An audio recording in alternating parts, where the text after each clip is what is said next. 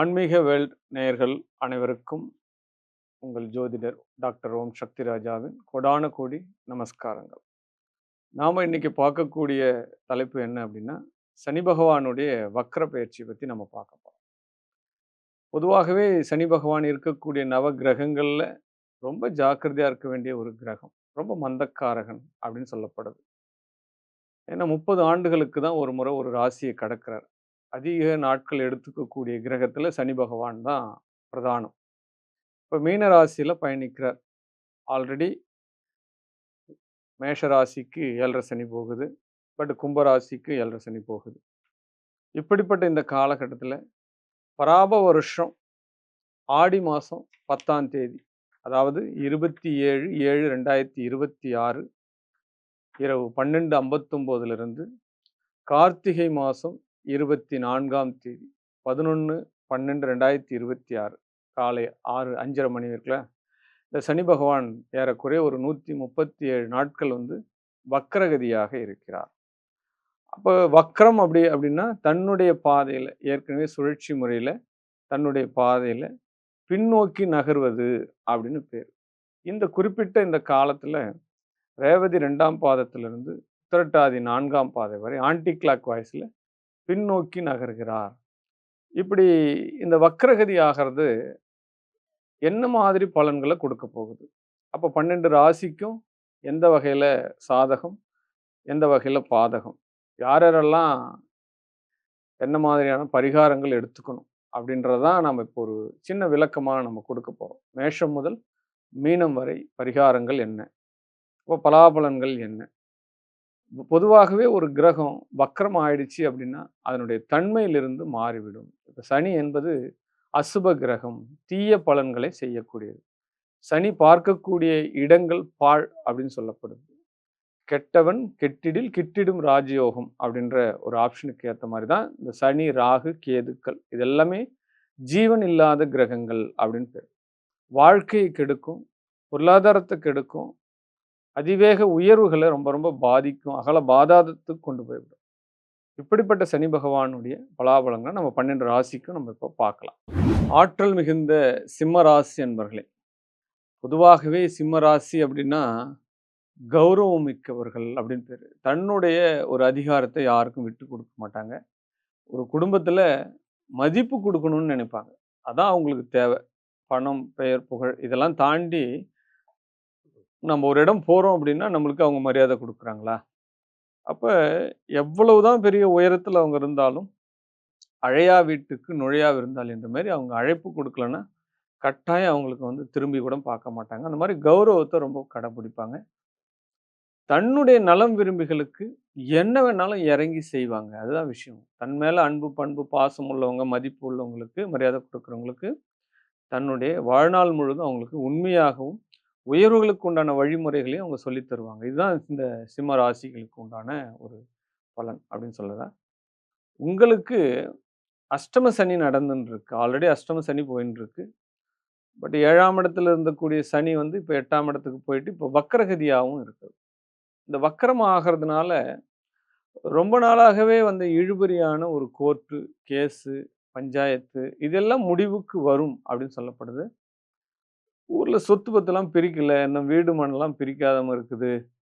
அப்போ பங்கு பிரிக்காத சொத்துக்கள் எல்லாமே பங்கு பிரிக்கப்படும் அப்படின்னு சொல்லப்படுது. விலை போகாத இடங்கள், ரொம்ப நாளா விலை போகாத இடங்கள், விற்பனையாகாத சொத்துக்கள். இந்த சொத்தை வித்தனா எனக்கு ஒரு பெரிய பிரச்சனை தீந்துரும். இப்போ இந்த சொத்தை வச்சுட்டு நிறைய கடன் நான் ரெடி பண்ணிட்டு இருக்கேன், கடன் கிடைக்க மாட்டேங்குது. இந்த மாதிரிலாம் ஒரு விஷயங்கள் நடந்தா என்னுடைய வாழ்க்கை சரியாயிடும் அப்படின்னு நீங்க மனப்போராட்டத்தில் இருப்பீங்க இல்லையா? இந்த விஷயங்கள் எல்லாமே இப்போ உங்களுக்கு ரிலீஸ் ஆகும். அதே காலகட்டத்தில் உத்தியோகத்திற்காக பயணம் செய்ய வேண்டி வரும். ஆமா, ஒரு இடத்துல இருந்து இன்னொரு இடத்துக்கு உத்தியோகத்துக்காக பயணம் செய்ய வேண்டி வரும். அங்கே தங்கி வேலை செய்கிற அமைப்புகள்லாம் இப்போ உங்களுக்கு கொடுக்கும். ஆமா, கண்டிப்பா. அதே காலகட்டத்தில் 23 வயசுலேருந்து 35 வயசுக்குள்ளே இருக்கக்கூடிய இந்த சிம்மராசி நண்பர்களுக்கு கண்டிப்பாக மாநிலம் விட்டு மாநிலம் போகிறது, நாடு விட்டு நாடு போகிறது, உத்தியோகத்துக்காக, படிப்புக்காக இதெல்லாம் இந்த காலகட்டத்தில் உங்களுக்கு சிறப்பான ஒரு விஷயமாக இருக்கும். குடும்ப பிரிவு அப்படின்றத உருவாக்கும் அப்படின்னு சொல்லப்படுது. கணவன் மனைவிகளுக்கு ரொம்ப அந்யோன்ய குறைபாடுகள் ஏற்படும். இந்த காலகட்டத்தில நீங்க எல்லாமே ஒருத்தருக்கு ஒருத்தர் விட்டு குடுக்காம இருக்கணும்.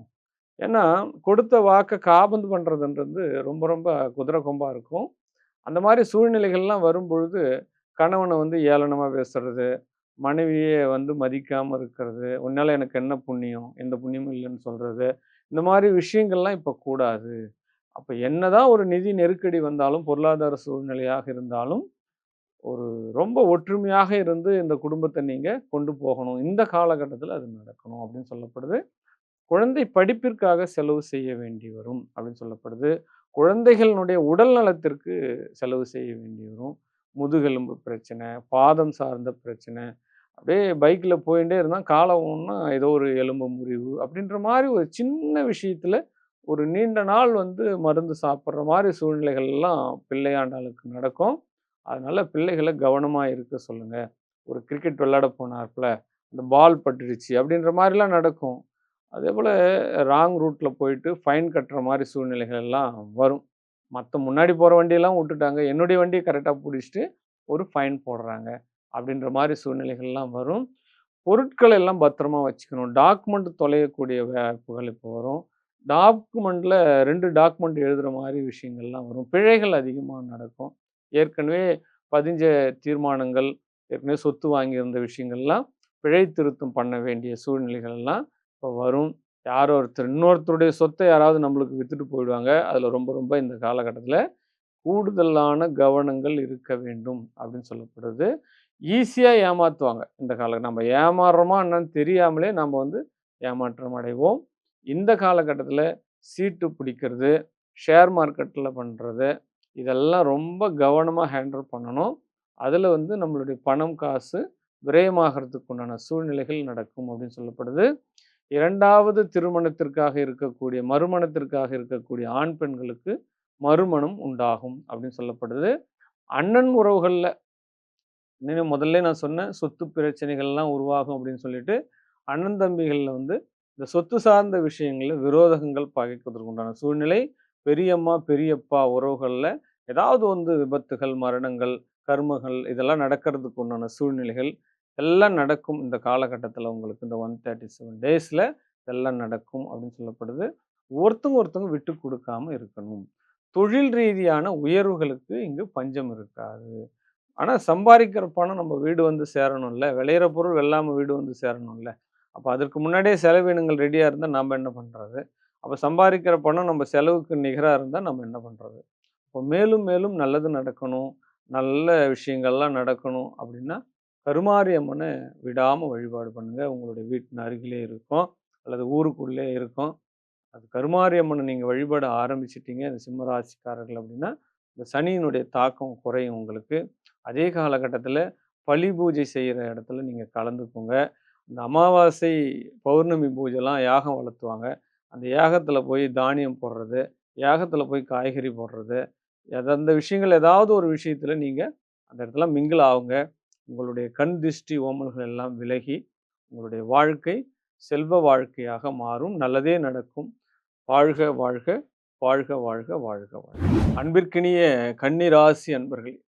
இந்த கன்னி ராசி நேயர்கள் பார்த்தோம் அப்படின்னா, உங்களுடைய அதிபதி புதன் பகவான் தான்.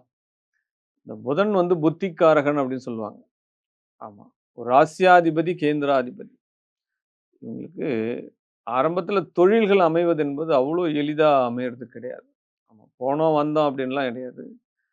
அதுவும் இல்லாம இந்த படிக்காத மேதைகள் அப்படின்னு சொல்லக்கூடிய ராசி வந்து இந்த கன்னி ராசி நேயர்கள். அப்படியே சுத்தின்னு இருந்து கூட ஏதாவது ஒரு படிப்பு, டிகிரி, மாஸ்டர் ஆஃப் டிகிரி இதெல்லாம் வாங்கிட்டு இருந்தா கூட படிப்புக்கு ஏத்த வேலை கிடைக்கலனா கூட, தன்னுடைய வேலைகள்ல இவங்க வந்து பெரிய ஜாம்பவானா மாறிடுவாங்க. ஒரு மளிகை கடை வைக்கிறது, சுய தொழில் பண்றது, ஒரு கம்யூனிகேஷன் துறையில நல்ல சம்பாதனை வர்றது, கமிஷன் அடிப்படையில பண்றது, பெரிய பெரிய ரியல் எஸ்டேட் பண்றது, படிக்காமலே இதெல்லாம் இவங்க செய்யறது, இதெல்லாம் மேதாவிகள் வேலை செய்யக்கூடிய விஷயங்கள் எல்லாம் இவங்களுக்கு நடக்கும்.